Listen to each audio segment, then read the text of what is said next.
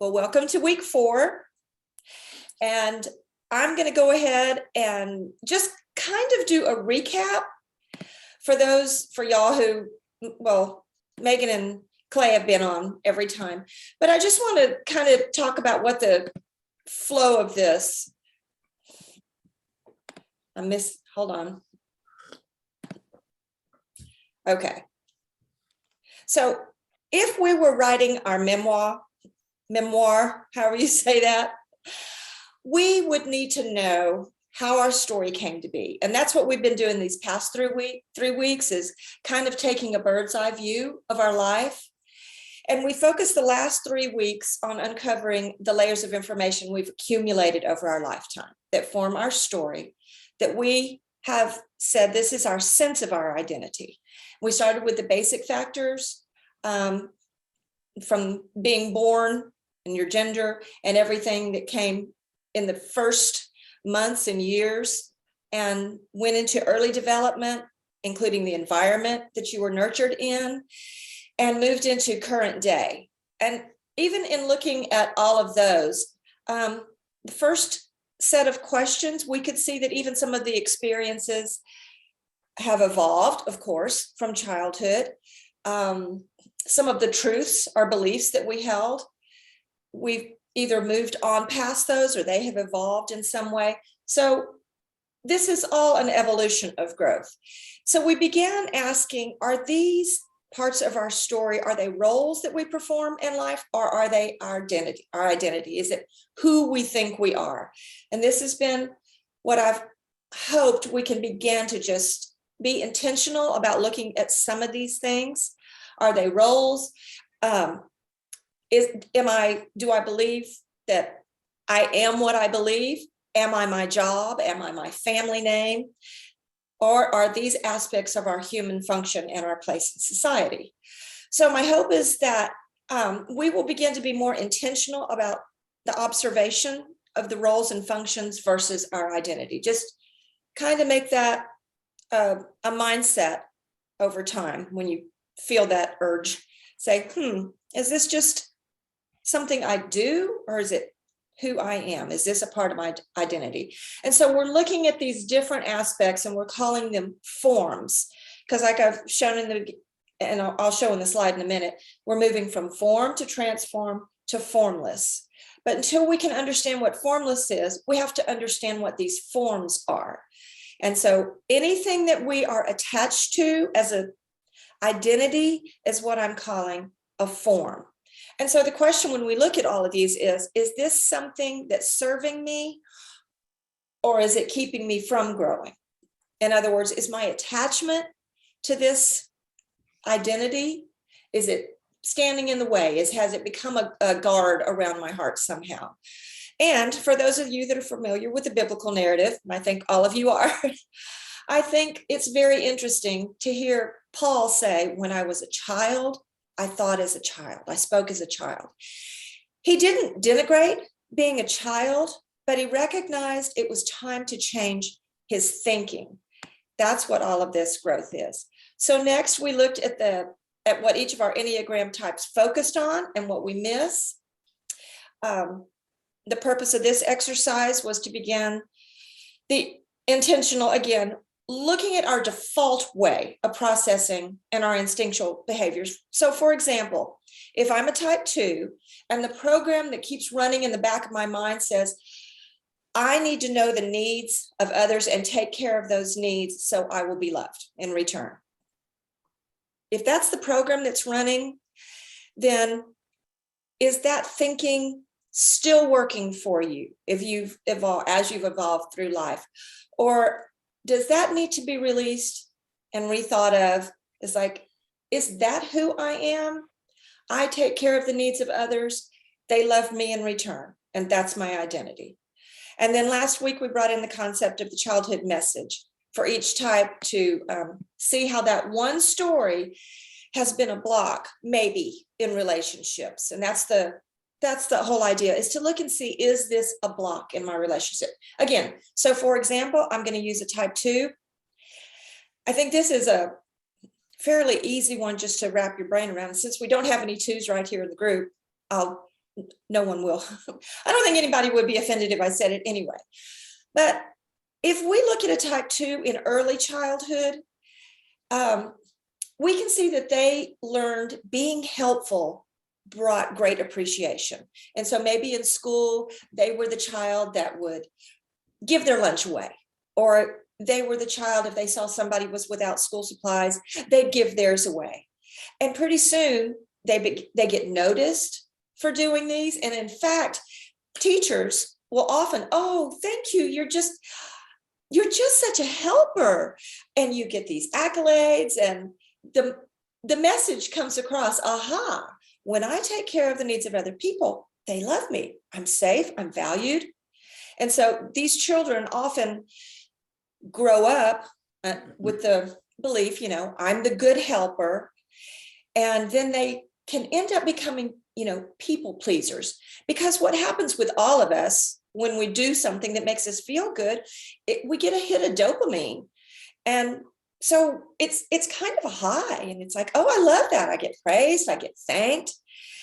And so you end up exchanging your true value and your sense of safety and security for the accolades. And so your sense of self is that at the expense of sacrificing yourself and your needs to become the source of help for everybody else. When this comes into our adult relationships, with our intimate partners, if this is just the default program that's running, eventually the frustration is going to come out, and the resentment of like, why don't you know my needs? I know your needs before you know your needs. I know everybody else's needs, and I help everybody. Why don't you just know my needs? Because type 2s don't feel safe expressing their needs until they begin to peel back the layers and go, oh, maybe I am worthy of having needs of my own. So before we move on, I wanted to see if anybody wanted to share some observations about last week's journal prompt, kind of in this relation. Can you look back maybe on your early childhood and see how that childhood message, that programming that kind of got in there when you were young, do you remember if it affected your childhood, like maybe elementary school or high school, junior high? Junior high is where we get all the mixed messages. Things get really interesting. Yeah. And again, nobody has to talk about this, but if you did have an aha moment with that, I wanted to give this space to share. Anything I didn't want to jump into? No, go ahead. Especially hearing you talk about it too. Man, I think, I feel like the descriptions of a 3 really resonate with me, especially as I've studied more and looked at like the subtypes and the stressors and those kind of things. Yeah. But man, I've got a foot in that 2 world as well. And it's just so interesting how, just like with a subtype, because I thought of it the other week when we talked about subtypes, like my brother and I think are both 3s, and we've got a friend who we're pretty sure is a 3, but I think we're each a different subtype. And so it's really interesting to see how it plays out really differently. Very. Then you throw in like this idea of a wing in there. And I think I'm very much a 3 with a 2 wing, because all of that really, really resonates with me. I don't know that I had any aha moments, except kind of sitting with some of that, because you used 2 as an example last week as well. And when we were going through it, reading some of this stuff about it too, that's a dead ringer for so much of what, I've begun to unpack in the last couple of years. Again, not so much an aha moment, except to say, it's been a real interesting, if nothing else, part of our last couple of years, as we're both digging into some of these things and having labels and names for, wow, okay, this was my defense strategy, my defense mechanism for the environment of my childhood or whatever, and I want to say that it got me this far, but it's not maybe serving the true me going beyond. Mm. But it's kind of hard when it's like, but I mean, I've It's kind of built my working. life around this. I mean, it's, you know, it is how I am known in relationships. And I don't honestly, I don't know enough about other numbers to say that it's not this way for everybody, but I can say for sure for a type 2 and type 3, there's so much, at least for my kind of type 3, it's not that the wins, I'm not that like the 3 that wants the flashy car and the corner office and that kind of competition. But it's like I want to win in more subtle ways and other ways. And some of the ways I win is just by getting that dopamine hit of, man, you did a great job, way to go. Mhm. Or hey, you combine that with a 2, you anticipated our needs, and I mean, this is like what I built a business on doing this essentially. And Yeah. it like defines so much of my relationships. And so it is a challenge, and you know I'm not asking the question, but it's like it's this looming question of like, man, what do I do with that as I begin to unpack that and release that and say, okay, this is something that it got me to a point, but it's not really the true deep me. It doesn't mean I discard all of that and say, okay, I'm never going to help anybody again. But I mean, in some ways, it can be a challenge when things don't work for you because they bring you pain and all this stuff. There is another challenge when things quote unquote work, and when they've allowed you to succeed and professionally, relationally, all these things. How do you begin to let go of those things? How do I treat clients in a way that says, okay, I'm going to honor our agreements, I'm going to do my job, but I'm going to stop short sometimes of anticipating all your needs, even though I kind of can see them. But I'm not going to go the extra mile here because I don't know, like it's figuring that out, So I don't really have an answer, or it's not like an aha, I figured it out, but it's more, I feel like the last week or so has brought some specificity to this thing that's sort of been looming for me, and that is just the growing pains, I guess, or the tension of what it means to relinquish some of that old identity, when it has worked in some ways. Right. And it has brought about, and if nothing else, it's just it's nearly all I know. And so it's it's like all at once. When you look to the future, it's like it's terrifying, but it's kind of exciting. But it's like, but I don't know. I mean, I have no idea how to function without some of those support structures. Well, the goal is not to get rid of. Yeah. To say, oh, I'm never going to be one who wants to achieve, or I'm going to put your needs on the back burner, and you have to figure out your own needs. The whole purpose is to say, why is that important to me? Is it important because I know I'm valued and loved? And if I'm not this way, if I don't perform this way, and I say perform, I'm not saying all 3s are performers, but if I'm working for the recognition, if I'm working for the success, even though I'm really great at what I do, and I know this, that's where we begin to run into, my identity is all tied up and this is who I am. And should I not succeed, then who I am is crushed. Yeah. I won't be loved.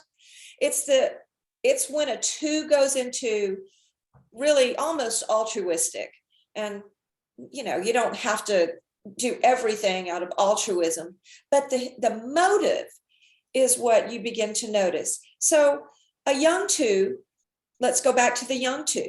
They do this, so I'm going to help you. I'm going to give you this that I see you need, and you will like me. You will love me because I helped you. Well, so it becomes almost this, not even just habitual, but almost a consuming thing of, if I do it more, I'll be loved more. If I'm more successful, if I shine brighter, if I win at all the games, then I will be valued more. And so this is when, especially in our personal relationships, we have to, and I say even, personal, with our partners, in our families, in our communities, where we take on that role of, I am the one who is this person. I am, as a 7, I am the one who makes sure if anybody's feeling sad, I'm going to come lift you up, because that's who I am. Well, heaven forbid I'm in grief, because my entire identity would be shot. People wouldn't know what to do.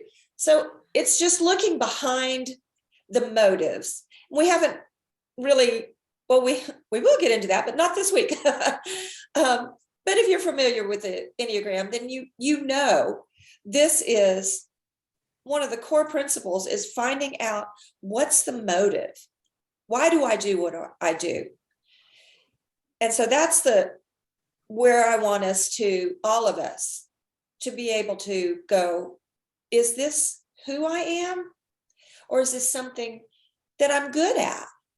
And if I don't do that, then it's okay too, because the core of who I am has nothing to do with the roles and functions that I perform in life.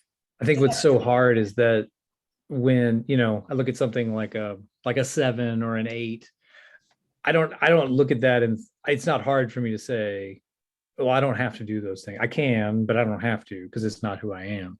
Right. But it's the 2s and the 3 characteristics that's like, man, okay, I want to believe the information that that's not who I am, but it's like everything in me, all my, even the way my body responds in a situation, all my experiences point back to, no, that is who you are. And so, it's like in so many things, it's so, moderation is the hardest. It's almost easier to say, okay, forget it. I'm not going to be helpful. I'm not going to be whatever, all this stuff. That's the temptation, is to just say, throw it all away. But it's figuring out how to reframe that. And I remember you saying that when I was there in May, that whole idea of I'm the one. And that's a really good, and I've come back to that a number of times when thinking about this kind of stuff. And that's a really helpful phrase there. Yeah, well, we're going to look at that a little bit, because when you take that on, and I'm the only one that can do it, well, then you take away some of the power from, or the gifts of people who might also need to rise. And if you're both, say we've got 2 people who are equally helpful or equally, talented, or whatever it is it like, if they succeed, then I'm not worth anything? Or is this a, hey, we're in this together, my motives are, I lift you up, you lift me. It's always looking behind the curtain, as I like to say. See who's running the show. That's such a cliche thing. Who's running the show in your mind? But when I look at these childhood messages and some of the other things that we're going to look at, and realize this has been so ingrained, not just in my thinking, but in the way I respond to you. So am I taking away your power because I need to show you I'm the one who does this? Mary, got a thought? And what kind of dog is that? Yeah. Oh, I have 2 little red poodles. This is Sophie. Oh, so cute. Looks so furry. Yeah, so I gave some thought to, it's not okay to depend on anyone or anything. And at first I thought, well, I came from a very stable home, very loving. And then I thought, yeah, but in my family, you didn't get real honest. and you did not bring up anything that was controversial. And so I think, even though I knew I was loved, I felt like I was kept at an arm's length away from people. And so then I needed to just depend on myself, because things are going to change, people are going to change, that kind of stuff. And in thinking about the defense reaction, I could really relate to, if I stay distracted, I won't feel my grief. I've had some pretty tough stuff happen in my life. And I don't think it's always wrong to be distracted, but it's easy for me to fall into, life isn't fun enough. Let's get some more fun going on. And then as far as how it affects relationships, I don't know how I missed this in studying the Enneagram, but I really didn't know about the instinctual drives. Mm-hmm. And I am very much the sexual one. I love connecting deeply with people, and it gives me a great amount of energy to do that. Mm-hmm. But part of me holds back and just says, well, this is a great relationship now, but is it going to continue? Because I need to rely on myself. Don't depend on this. This might not be there. And all of this is kind of interesting, considering I'm still with the guy I was with when I was 15. And we've had a great 42 years of marriage after 4 years of friendship before marriage. But even with him, I hold back and feel like sometimes I just feel like, I can't depend on anything except for myself. I get Let it. me see if I wrote anything else down here. Oh, you were talking about the dopamine. Well, since we're talking about body chemicals, the oxytocin that comes to you from deep connection. Mm-hmm. I usually am addicted to it. I love just that close connection with people. But I do think I hold back some, because I feel like I can't depend on others. Sorry. It's I okay. can't depend on others. Okay, let me get them out just 1 second. Go ahead, guys. I love that she brought up the instincts. Again, teaching is different than a community, coaching environment, but there we go. Sorry. They weren't bothering. I mean, sorry. I know they're dogs. I'm glad I was telling Clay and Megan, I'm glad you brought that up, because, and again, I was saying, in teaching, that's a whole thing in and of itself that is so deep and so interesting. Like you were saying, Clay, about you think you and your brother are both threes. And I don't know if you said specifically that the instincts are probably different, but yeah, that's what I was saying, that we're okay. The two of us, and then our friend, who I'm pretty sure is a three. Like I'm quite sure I'm a self-preservationist. My brother is a social, and this other guy is a sexual. And you can see it very clearly in the way what drives us. I mean, and it's one of the, if I'm teaching, I'm going to start with the centers and the stances, and then I like talking about the instincts, because once you add begin bringing your type in, everything kind of unfolds easier than starting with your type. So that's just the way I've seen it over these years and learned from some really great people. But yeah, so your intensity, Mary, with the one-on-one is going to look very different than mine as a social instinct. So in a party, we would look very different, but we each get that, whatever those chemicals are. We get those hits in different ways. When that is the motivator, is because I want that. I want that. So to have the intensity of a one-on-one relationship as a type 7 is just beautiful. And obviously, I say obviously, it doesn't mean that you're going to have a lifelong relationship with a spouse. It takes a lot of work.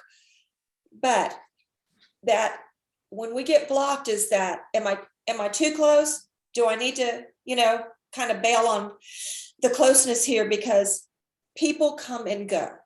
Relationships aren't, I can't depend on them for being around forever. So we go to that place where we plan in the future or distract ourselves from not feeling. We moved a lot when I was young. I may have said this earlier, but I look back on my childhood and think, oh, yeah, I didn't get terribly close. I had a lot of friends, but as far as, those really long-lasting relationships, we moved a lot. So it was like, I knew I couldn't depend on that, but my little brain didn't know that. It was just the way I began filtering life through this perspective. And this is why we're trying to look back on our younger years. I love working with those of us that have had some life experience, because being much younger, you don't have, the big scope to look at. But we, as older, Clay and Megan, you don't count, need to look back, because when we've come through a lot, we're like, well, I don't really feel that way. Well, how did you feel when you were 20? Okay, I can see how that played out in high school. I can see how that played out in my dating or in my work. Jobs were boring, so let's go to another one or start a whole new career, which I've done many times. So that's where we're going with this. And I appreciate so much you guys giving this some reflection. And if it pops up later and you have a story you want to share later, we're not like, I'm like, no, we can't do that next week because we're moving on. Feel free to interject anything that feels like this is a moment that brought clarity to you, and even from previous things. So these are not habits or beliefs that we're going to drop overnight. We know that it's taken a lifetime to develop them, to create this story of who we are. And it can be overwhelming, even at first, to look at just the 3 weeks of stuff that I've asked you to consider. That can be overwhelming. And it's not something I expect anybody to grasp every concept in these next 12 weeks. There's no certificate at the end of this. This is a lifetime of being able to consider, is this something that's standing in my way, or does it still serve me today? So a lot of things served us when we were young, and we weren't ready to get rid of them. There we go. Sorry. I just jumped right off the screen there. Okay. So just to notice, are they keeping us stuck, or have we come to a place where we're like, I don't have to defend that piece of my story anymore? One of the things that just, there was a movie called Napoleon Dynamite. Did anybody ever see that? Yes? Clay? Did you? Quite a few times, yes. Me too. It's one of our favorite movies. But that Uncle Rico, right? I could have been great. I could have been great. And he just lives in that perpetual world of, that's who I was. And he never really got past that. Lots of wisdom in that movie. No. Okay. So are you ready to go on to my little slides this time? All right. I'm fixing to share my very favorite piece of information. Let's see. Okay.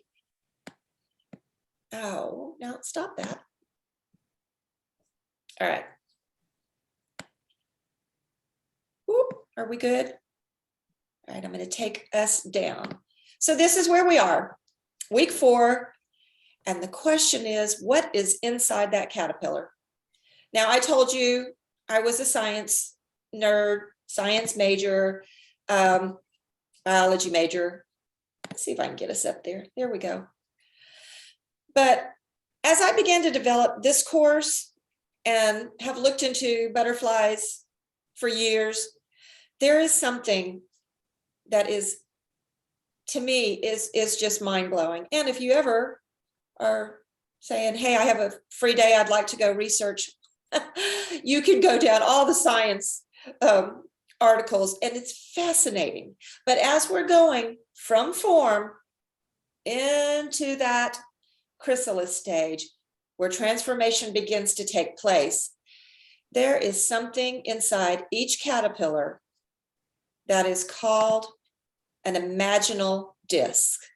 So I'll just read what I've written here. Inside each caterpillar are imaginal discs that will become the major external parts of the butterfly once it goes through metamorphosis.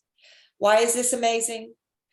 Imaginal comes from the word imago, which is Latin for image, and it's used by entomologists to refer to the mature stage of insects. But these imaginal discs live inside that caterpillar, and they will become the wings, the antenna, all of the external parts of the butterfly. They live in there.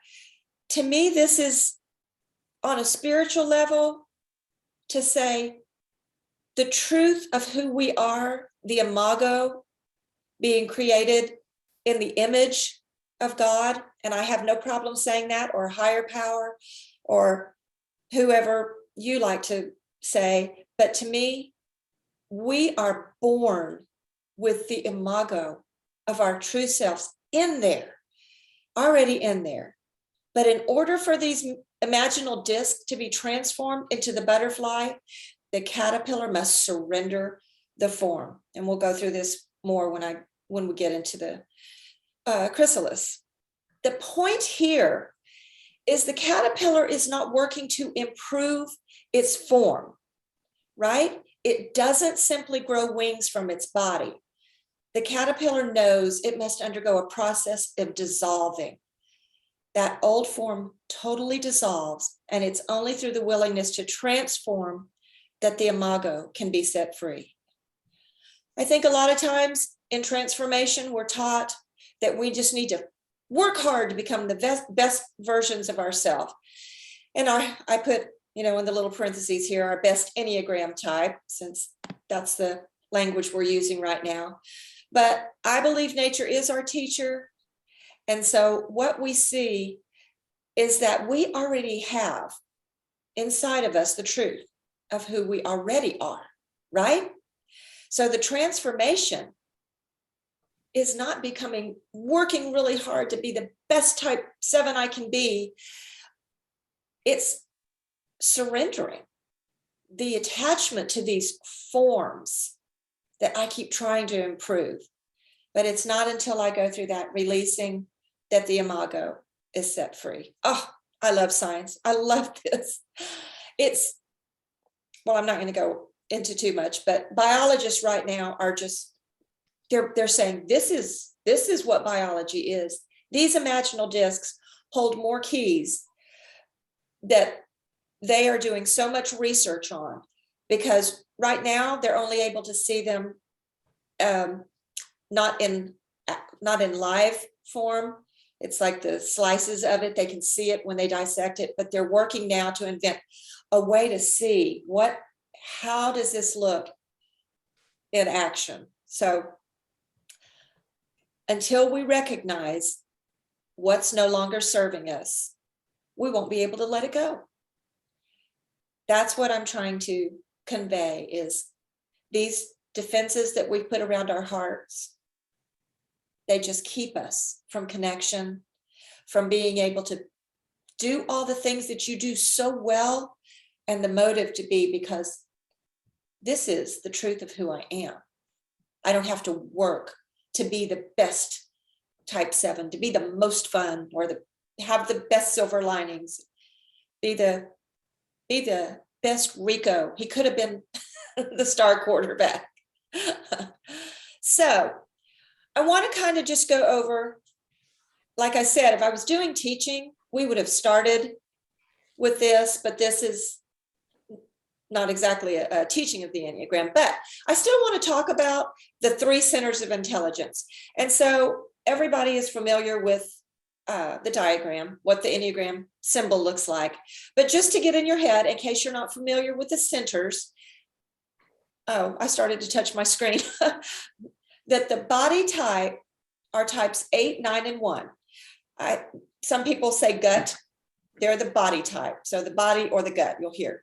The head type is 5, 6, and 7, also the thinking type. And the heart, 2s, 3s, and 4s are the feeling or heart center.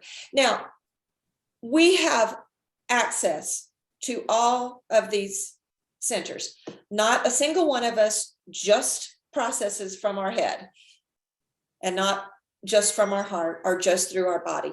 We have all of them, but one of them, just like our type, is where we focus. Our natural form of thinking comes from there first. So let's just say, what are the centers, and what, again, we're going to go into what each center sees is lacking in the world. So we've been doing this on our types, our individual type, what we focus on, what we miss, what we find lacking in the world. But I wanted you to see from the center's point of view, if you know the center that you're in, and you do because you know your type, then you can go, oh, okay, well, let me look at that, what this entire center sees as a truth. So again, the body is the doing, the head or the heart is the feeling center, and the head is the thinking. And please understand, each center thinks, each center feels, each center does, but one is dominant for us. So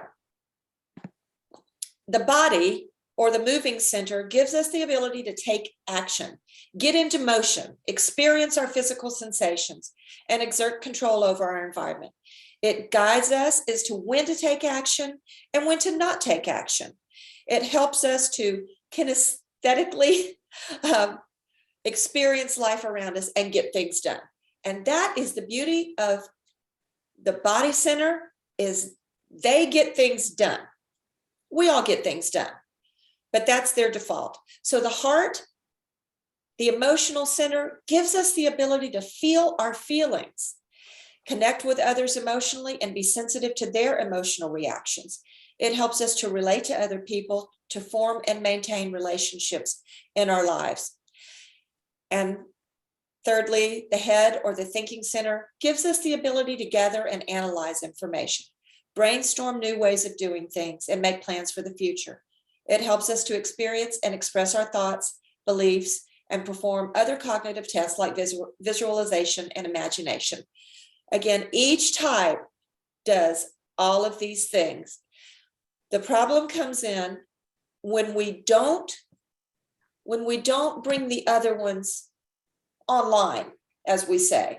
If the heart is offline, and that is a thing for those of us in the head center, is often the heart gets taken offline because we're thinking, how do we do this? How do we do this? How do I get away from this pain? How do I make the situation better? And that's a type 7 perspective. So my work is to get in touch with my heart, to not be afraid of pain, but to realize heart connection is where these relationships are maintained. But what does each one find lacking in the world? So the body center, 8, 9, and 1, They're seeking satisfaction. They're concerned with truth and justice. They seek autonomy, but their underlying issue is anger.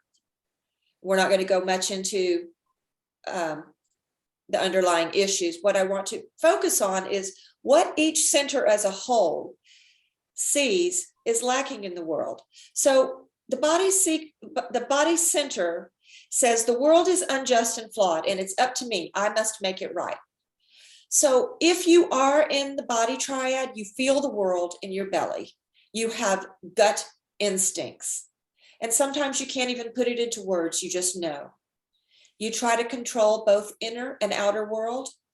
You convert emotions to anger and feel that anger in your body. And you are not satisfied with the way the world is, and that makes you angry. The good thing is they are champions for the underdog. They do fight for justice. But a lot of times this, again, one of the programs that's running in the mind is the world is bad. The world is flawed. The world is bad.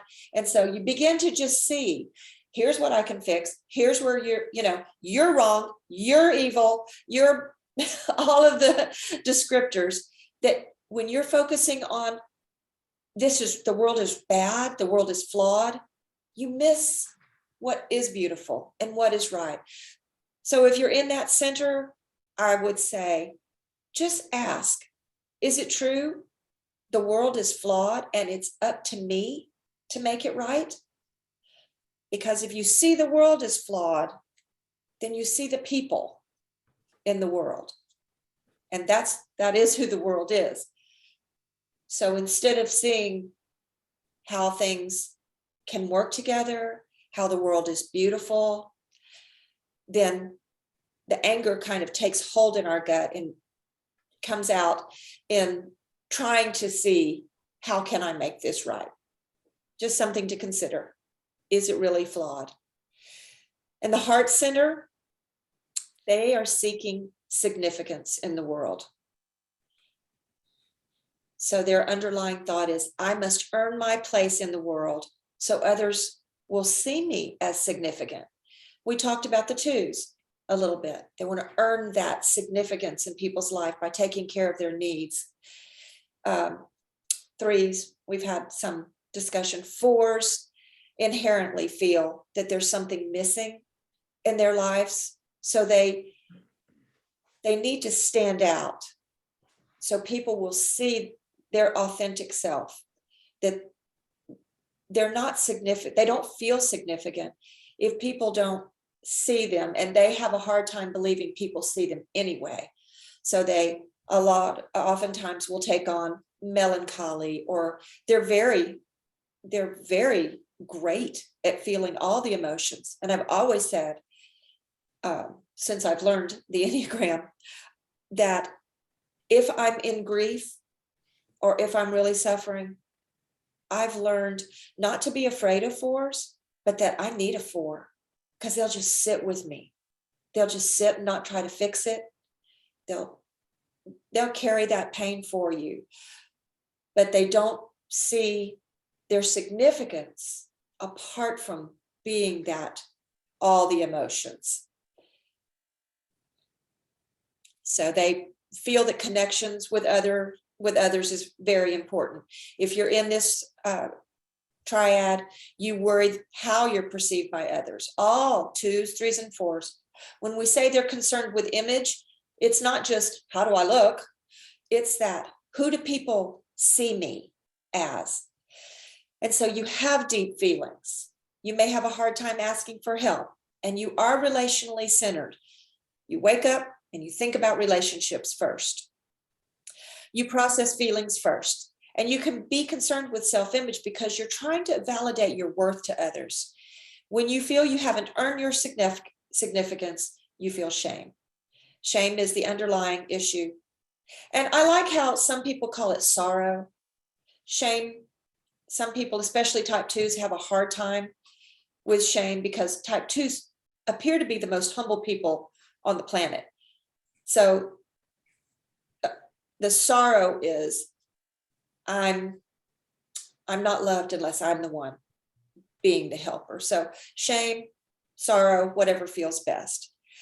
So the question is it true? Am I not enough unless I earn special significance? And last, we have the head center, and they are seeking safety and security. Their underlying issue is fear.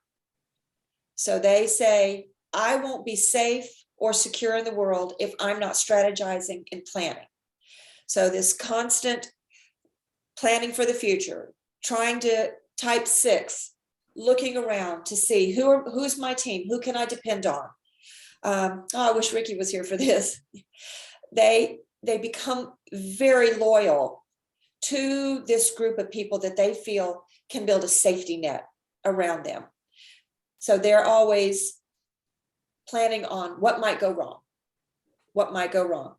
They're great at project management because they can go all the way through and say, I can see every step that might go wrong. That's a great thing.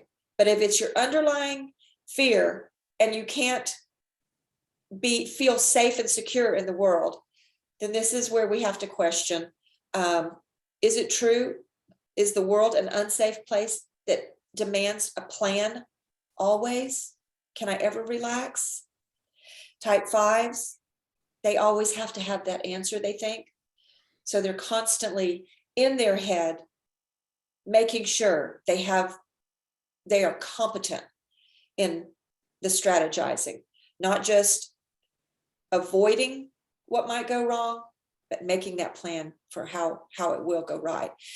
So the question is, what I just said, is it unsafe? Do I always have to see the world as unsafe? And this planning is up to me?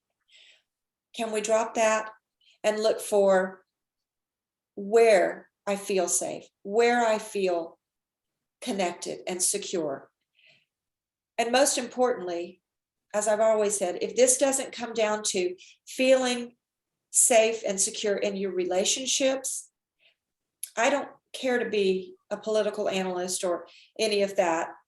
What I really care about is how do these questions manifest in my everyday relationships? So what is your imago? It's waiting to be revealed when we release that which is no longer necessary. So the question always is this still necessary? Can I depend on people? Do I always have to depend on myself? Can I love unconditionally? All of these questions. I wish I hadn't said that. Loving unconditionally is a hard concept. There's always conditions. So can we love freely is the question, without feeling I'm in danger. I'm in danger of opening my heart. I'm in danger of not knowing the answer. I'm in danger of not having a plan. The world is out to get me. How can we release some of these fears that no longer serve us? And stop share. So that is what I will send to you tomorrow as far as a reflection. I'm going to send you just the same thing about the centers so you can remember this is the overarching concern for each center. But then the list that I'm going to send you will have each type too, separately. So you can just do a little reflection on that too. I hope this is making sense and opening up some questions for yourself. It's never to say, how could I have missed this? How could I have been this way when I was young? I love to say, the butterfly never looks back and goes, I can't believe I was a caterpillar all that time. All of these aspects of our story have been necessary. They formed who we needed to be to find our voice in the world, to feel safe. And now, instead of thinking like a child, it might be time to say, what's blocking me from seeing the imago inside me? I will stop recording now.